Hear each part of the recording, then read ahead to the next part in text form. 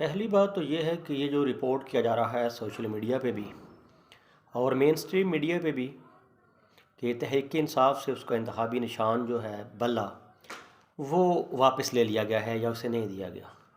میرے تو خیال میں یہ رپورٹنگ ہی غلط ہے۔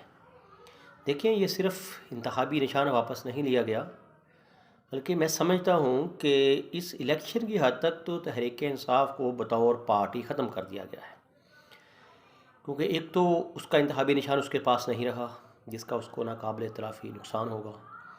دوسرا، جو مخصوص نشستیں ہوتی ہیں اس پہ وہ اپلائی نہیں کر سکیں گی۔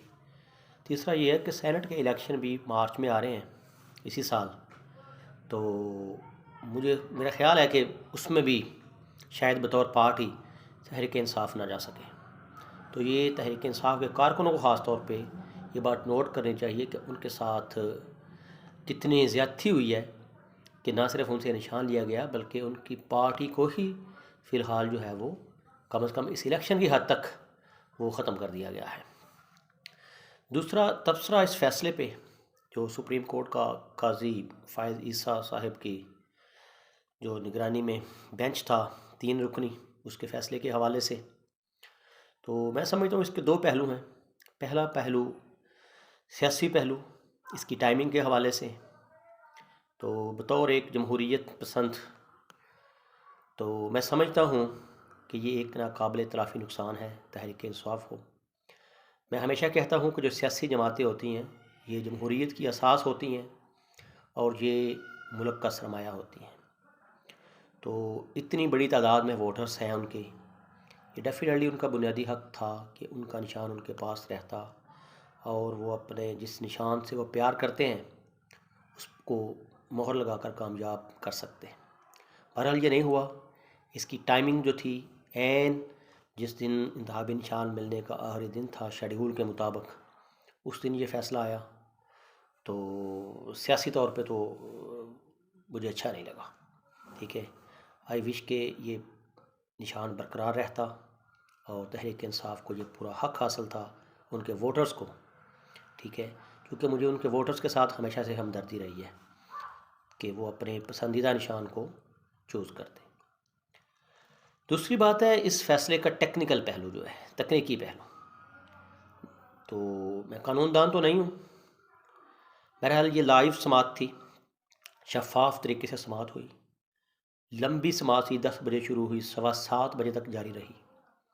پورا موقع ملا تحریک انصاف کے جو وکلاء تھے ان کو اپنا موقف بیان کرنے کا، اور پوری دنیا نے یہ سماعت ٹی وی کی سکرینوں پر لائیو دیکھی۔ کوئی پہلو اس میں ایسا نہیں ہے جو خفیہ رہا ہو، جس کو چھپایا گیا ہو، کہیں سے باہر سے فیصلہ آیا ہو۔ تو ایون کہ میں اپنی بات بتاتا ہوں، جب وہ سماعت شروع ہوئی میں کچھ دیکھا اس وقت تو میں سمجھ رہا تھا کہ یار ان کو ملنا چاہیے، مجھے ہمدردی بھی تھی اس حوالے سے۔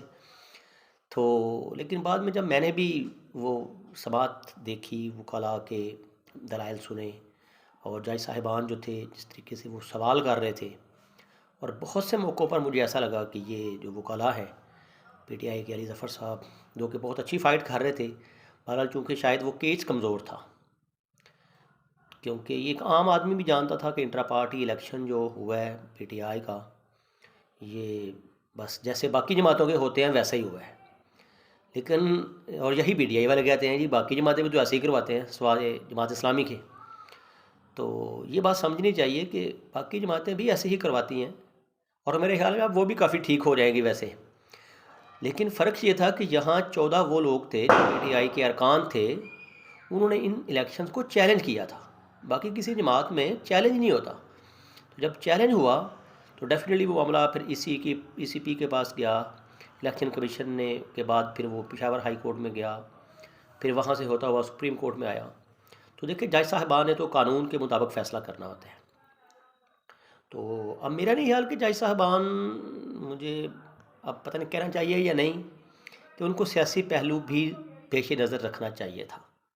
ٹھیک ہے، کہ اس وقت جو ٹائمنگ ہے اس کو وہ شاید کچھ ڈیلے کر دیتے تو پی ٹی آئی سے تھوڑی فیور ہو جاتی، لیکن اس دفعہ فیور نہیں بالکل ہوئی، اور بالکل تکنیکی بنیادوں کے اوپر ٹھیک ہے یہ فیصلہ دیا گیا ہے، جس کے بڑے دور رس نتائج ہوں گے۔ پی ٹی آئی کے لیے تو بہت بڑا لاس ہے، ان کے ووٹرز کے لیے، لیکن اس میں ایک مثبت پہلو یہ ہے کہ آئندہ سے مجھے لگتا ہے کہ باقی سیاسی جماعتیں جو بالکل روایتی سا الیکشن کرواتی ہیں اب وہ بھی کافی محتاط ہوں گی، کیونکہ ابھی ایک اب پریسیڈنٹ سیٹ ہو گئی ہے، ٹھیک ہے۔ اب باقی جماعتوں کے خاص طور پہ جو بڑی جماعتیں ہیں ان کے الیکشن بھی اسی طریقے سے چیلنج ہوا کریں گے۔ اگر ان میں کچھ نقص ہوا تو جمہوریت کے لیے اور سیاسی جماعتوں کی جو اندرونی جمہوریت ہے اس حوالے سے ایک اچھا پہلو بھی ہے۔